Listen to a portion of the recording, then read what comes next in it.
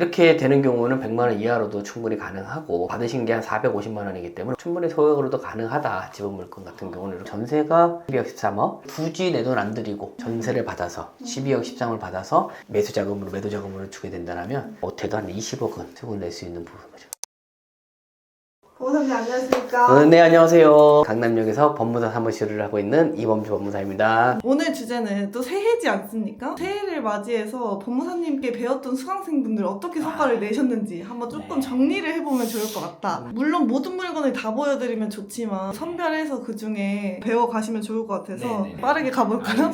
작년 5월쯤에 이제 첫 강의를 시작했는데 작년 강의에서 총 5번의 강의를 시작했고 현재까지 20개 정도의 낙찰을 받았고 오늘은 7가지만 40만 원대부터 10억대까지 종류별로 좀 나눠주면서 어떻게 했는지 좀 보여드리려고 이 자리를 마련했습니다. 첫 번째 물건부터 보시죠. 양천면 남산리에 있는 유지라는 거예요. 그래서 지목이 총 28가지가 정해 있는데 그 중에 지목이 유지예요. 유지가 뭐냐 많이 물어보셨는데 댐이나 저수지, 그 양어장처럼 상시적으로 물이 고여 있는 것들. 저희 이제 수강생 중에 한 분이 이제 받으셨는데 유지 위에 양어장이 있었어요. 시설물이. 그러다 보니까 이 토지를 살게 되면 양어장 하시는 분이 꼭 필요하다고 판단을 해서 토지 같은 경우는 항상 공유주한테 팔아야 되거든요. 그러다 보니까 이제 공유주가 꼭 필요한 물건인지를 저희가 중요하게 생각을 하라고 좀 많이 해요. 현황부서서를 보면 양어장 부지중으로 사용하고 있다라고 되어 있기 때문에 이분한테 충분히 팔 수 있겠구나라는 생각을 해서 이제 이분이 낙찰을 받았습니다. 감정가가 565만 2천원, 낙찰가는 452만 원으로 낙찰을 받았고 간단하게 빨리 끝난 케이스에서 보증금 40만 원만 내고 지금 2명이 입찰했는데 저희 수강생이 1등을 하시고 양어부지를 사용하고 있는 임차인께서 2등을 하셨어요. 그분이랑 이제 상의를 해서 잔금을 포기할 테니 합의금 어느 정도 일정 부분을 준다라면 잔금을 포기하는 조건으로 한 달 만에 150만 원 정도의 수익을 보고. 그럼 잔금을 포기하면 2등이 가져갔나요? 못 가져가죠. 잔금을 미납하게 되면 미납 사유가 뜨잖아요. 일반인들은 미납이 뜨면 뭐 잘못 있는 거 아니야, 하자 있는 물건이라고 생각을 하는 거죠. 그 다음에 좀 더 내려갈 수도 있고 금액적인 부분이 저희 수강생 빼고 그분 혼자 들어오신 거잖아요. 근데 저희 수강생이 빠지게 되면 혼자 입찰할 가능성이 높기 때문에 이런 물건은 그분 꼭 필요하신 분 양어장을 해야 되니까 진정한 소액 투자네요. 40만 원 그쵸. 들여서 150만 원 수익 본 게.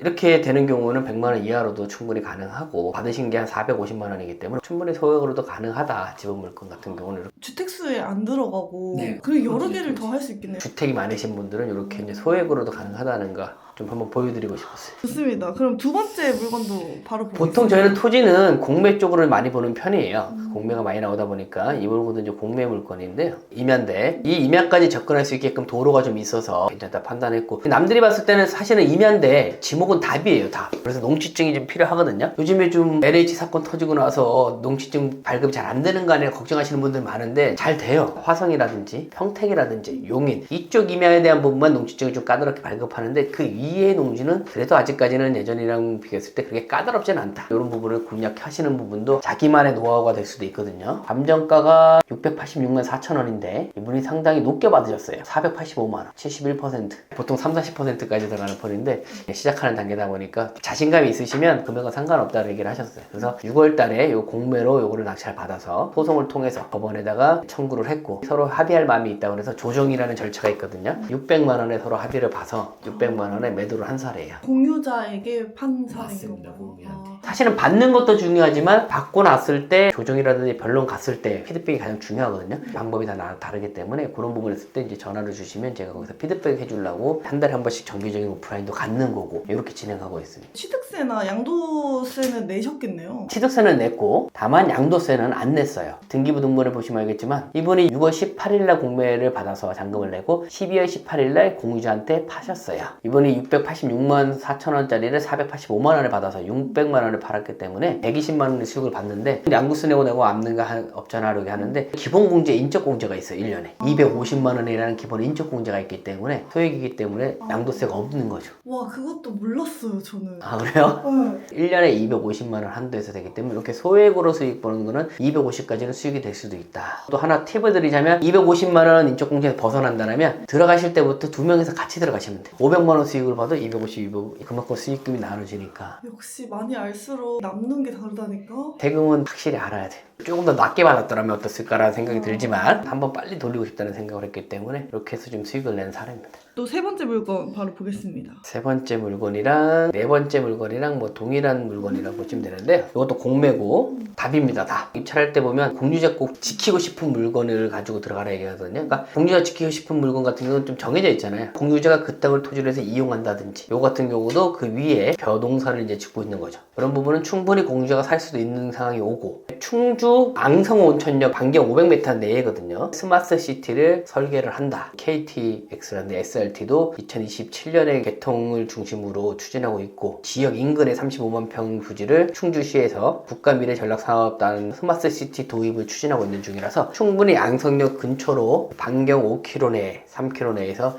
개발 가능성이 있는 땅이기 때문에 공유자한테 팔아도 되고 그게 아니라 개발 이익을 보고 싶으면 보유하고 있어도 되겠다라는 이런 물건이라서 입찰하게 됐죠. 감정가가 864만 1,960원이었고 낙찰가가 302만 5천 원. 기본적으로 공매라도 또 한 번에 허들이 있었고 토지 농지니까 농지증점에 안 나올 고생가서 한 번 허들이 있었고 이런 부분이 있어서 30%대에서 이 낙찰을 받아갖고 오신 거죠. 300만 원대 가지고 가면 개발이 언제 될지 모르겠지만 개발이 한다고 했을 때 시간적인 부분에 충분히 버틸 수 있는 힘이 생기거든요. 싸게 받았으니까. 네. 그리고 뭐 이걸 알기 때문에 공유자한테 팔아내기도 쉽죠. 감정가가 1,004만 8,730원인데 488만 8,888원. 바로 옆에 있는 필지를 또 받으셨어요. 뭐 보통 상대방은 낙찰받은 금액에서 한 몇십만 원만 더 주려고 노력을 해요. 근데 그게 아니라 이 땅은 그만큼 개발 호재가 있고 앞으로의 가치가 있기 때문에 충분히 값어치가 있는 거니까 그만큼의 보상을 해달라고 저희가 설득을 할 수 있는 하나의 객관적인 자료가 되는 거죠. 이렇게 소액으로 500만 원 미만으로도 수익이 날 수 있는 부분이 충분히 있다. 근데 이거 같은 경우는 벼농사 짓고 있다 했나요? 이 땅을? 맞아요. 임대료 형식으로 좀 돈을 받아야 되는 거 아니에요? 받을 수도 있죠. 농사를 짓는다라면 그 공유상들은 부당이득 반환 청구를 했을 때 토지에 대한 임대료를 볼 수 있는 거예요. 그 임대료는 낙찰받은 금액이 아니라 감정가의 부분에서 또 그쵸. 받기 때문에 그렇게 이자를 받아가면서 이렇게 좀 진행을 하고 있어요.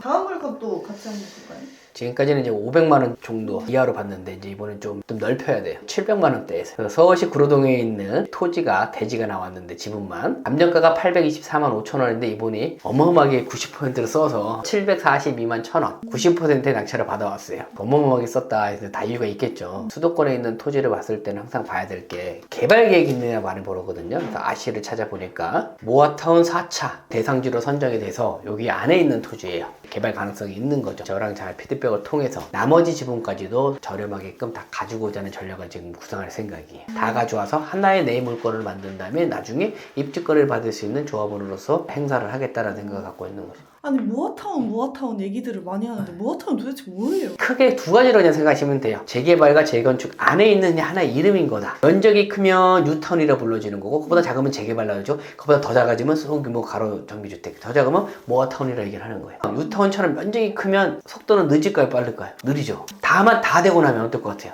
가치가 커질 거죠. 도로도 깨끗해지고 공원도 깨끗해지고 학교도 있는 것 같이 그런 게 있지만 언제 갈지 모르는 부담이 있는 거죠. 공급이 지금 많이 부족하다 보니까 빠르게 뭔가를 해야 되니까 정부에서 내놓은 게 지자체에서는 절차를 단축시켜 주겠다. 모아타운처럼 조그만 면적도 해줄 테니 들어와라. 절차를 다 생략해 주기 때문에 상당히 작은 토지도죠. 17제곱미터 나왔는데 서울시 같은 경우는 조례로 입주권을 받을 수 있는 부분이 있긴 있는데 토지 같은 경우 90제곱미터 이상이 돼야 입주권을 줘요. 부족하긴 부족해요. 현금 청산이라고 얘기를 하거든요. 근데 현금 청산 되지만 부족하다고 해서 아예 안 돼 이게 아니라 이걸 가지고 더 부족한 사람끼리 합쳐지면 되는 거죠.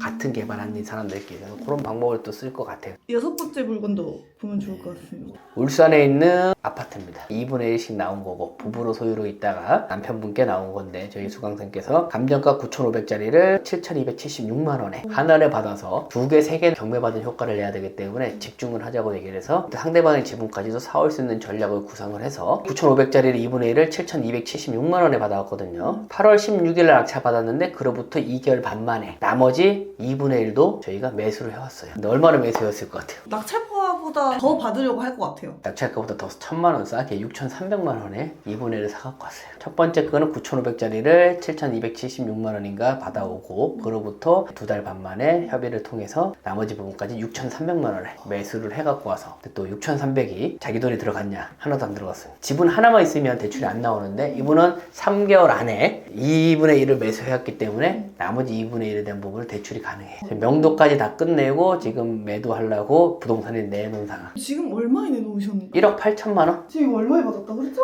1억 3,300? 1억 3,500? 마지막 7번째 물건. 이분은 10억대. 이분이 경매를 배우셨다고 하더라고. 한 10대번 낙찰 받으려고 서울 아파트 10억 이상인 거를 계속 갔는데 그건 계속 폐차를 하셨나봐요. 요거를 듣고 송파구의 대장 아파트 3개 중에 엘리트라고 있거든요. 엘스, 리센치, 트리제움이 있는데 그 중에서도 가장 좋은 엘스라는 게 2분의 1이 경매에 나와서 현재 지금 감정가는 10억 2,800만 원이었는데 실제적으로 감정이 좀 낮게 됐었어요. 입찰했을 때 당시에 12억 5천 정도. 절반 가격이. 네, 2분의 1 가격이. 이분이 12억 5천 중에서 10억 3,848만 원 이렇게 해서 받아왔어요. 처음 들어가서 바로 받아갖고 왔어요. 저층은 26억, 27억 5천 이렇게 나왔기 때문에 그 당시 샀을 때보다 떨어지진 않았고 거의 5,700세대예요. 초, 중, 고등학교 단지 안에 다 있고 올림픽도로 있고 바로 앞에 한강이고 2008년이니까 16년밖에 안 됐죠 사실은. 신축은 아니지만 준신축에 시작하는데 요게 15년 됐을 때 가치는 40억 이상 갑니다. 재건축이 들어왔을 때 지금 요게 토지 거래 허가 구역이에요. 실거주를 하는 사람 한해서만 매수를 할 수 있는데 경매로 받게 된다면 조건이 빠져요.